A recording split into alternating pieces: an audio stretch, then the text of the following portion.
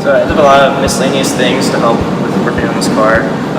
One of my biggest projects was working on the deco strips down here.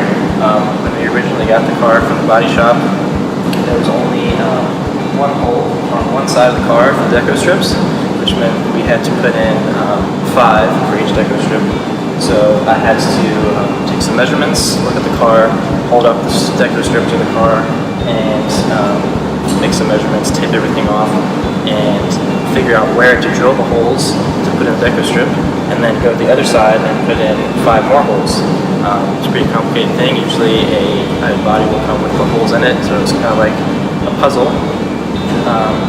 And that's kind of like the story of restoring a car like this. Is there's no one-step or multiple-step process to every single thing. It's about figuring it out as you go and doing the best that you can to solve problems and puzzles, kind of like this deco strip. And also worked a lot with the front and back bumpers. Those were pretty straightforward, putting them on the car, bolting them on. But actually the most difficult thing was making them straight and level with the rest of the car, which meant a lot of moving around, loosening, and looking and comparing, and again, kind of just eyeballing to make sure that the puzzle was right and figuring out what to do to get the car looking good.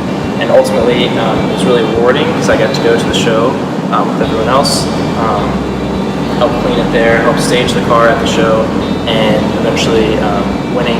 It's a really good feeling to know that you put in all the work on the car and then got to have such a great outcome.